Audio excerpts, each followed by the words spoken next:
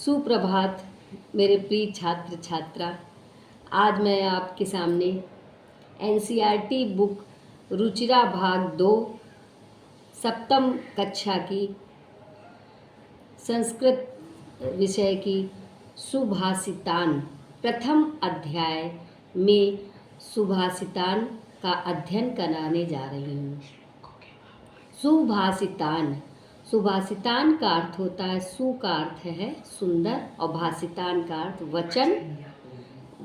वचन या मधुर वाक्य। पृथिव्यां त्रीणि रत्नानि जल अन्नं सुभाषितं मूढ़ै पाषाण खंडेषु रत्न संज्ञा विद्यते। इस पृथ्वी में 3 प्रकार के रत्न माने गए हैं, जल, अन्न और सुभाषित सुंदर वचन। मूढ़ई का अर्थ होता है मूर्ख, पाषाण का अर्थ है पत्थर और खंडेशु माने टुकड़े। जो मूर्ख व्यक्ति होते हैं, अज्ञानी व्यक्ति होते हैं, वो पत्थरों के टुकड़ों को ही रत्न की संज्ञा देते हैं, मतलब रत्न की उपाधि देते हैं। उनके अर्थ में जो पत्थर होते हैं, पत्थरों के जो टुकड़े होते हैं, उनमें ही वे रत्न को मानते हैं। सत्येन धारते पृथ्वी सत्येन तपते रवि सत्येन वाति वायुश्च सर्वं सत्ये प्रतिष्ठितम्। सत्येन यहाँ पर तृतीया विभक्ति का प्रयोग किया गया है। ये जो पृथ्वी है, धारते का अर्थ है धारण करती है।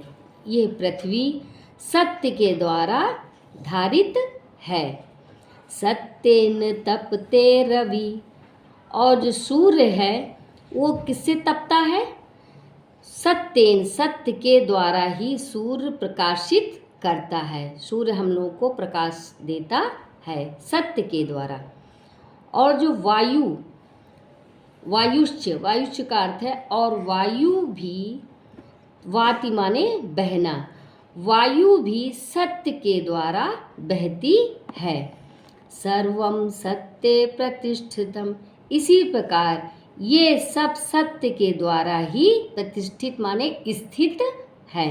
3 दाने तपसि शौर्ये चा विज्ञाने विनयेनये विस्मयो नाही कर्तव्यो बहुरत्ना वसुंधरा। दान मतलब हमारे द्वारा किसी को कुछ वस्तु या खाने पीने की चीज़ें देना। तपस्वी तप, जो हमारे द्वारा पूजा पाठ किया जाता है। शौर्य माने वीरता, चा विज्ञाने, और ज्ञान विज्ञान में यहाँ पर क्या है, सप्तमी विभक्ति का प्रयोग हो रहा है। विज्ञाने, विनय और विनम्रता में। नय का अर्थ होता है नीति में। दान, तप, शौर्य, ज्ञान विज्ञान, विनम्रता और नीति। विस्मय माने होता है आश्चर्य। ये सब जो होते हैं, जितने भी दान तप विधि होते हैं, ये आश्चर्य होते हैं। ना ही कर्तव्यो बहुरत्ना वसुंधरा, हमारे जो कर्तव्य हैं हमें उनका पालन करना चाहिए। बहुरत्ना मतलब जो भी रत्न होते हैं ये सब हमारी पृथ्वी पर ही होते हैं। सद्भिरेव सह आसीत् सद्भि कुर्वीत संगीतम सद्भि विवादम मैत्रीम ना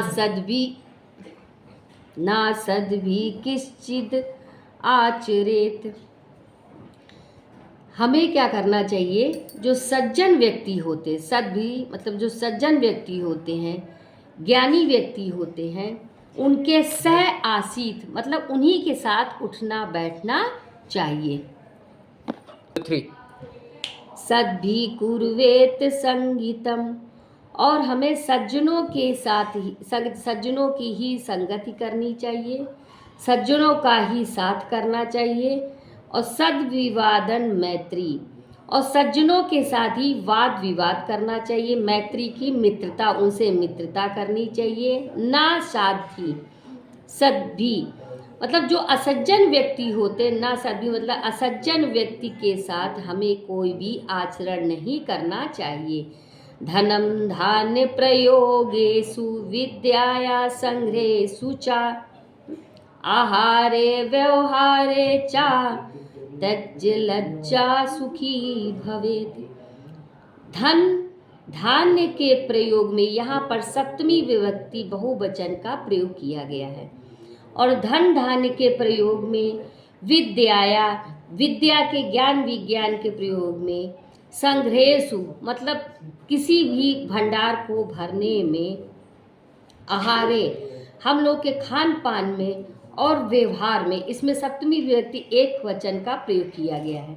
व्यवहार में त्यज्य लज्जा सुखी भवत् हमें इन सब चीज़ों के प्रयोग में लज्जा नहीं करनी चाहिए, कोई भी संकोच नहीं करना चाहिए। त्यज्य माने त्याग करना चाहिए, संकोच 2 3 त्यज्य लज्जा हमें इन सब चीज़ों के प्रयोग में लज्जा का संकोच का त्यज्य माने त्याग ना करना चाहिए, तभी व्यक्ति सुखी होता है।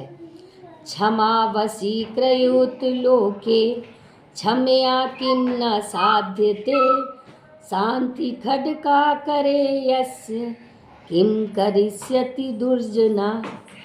क्षमा क्षमा व्यक्ति की सब इस संसार में लोके इस संसार में क्षमा नामक जो गहना होता है उससे हम दूसरे व्यक्ति को अपने वश में वशी मतलब अपने वश में कर सकते हैं।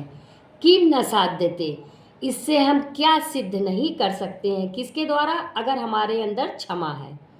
शांति खडक करे यस्य किम करिष्यति दुर्जना और खडक माने तलवार, जो शांति नामक तलवार अगर हम धारण करते हैं, शांति से किसी चीज़ को समझाते हैं तो दुर्जन व्यक्ति को भी हम अपने वश में कर लेते हैं।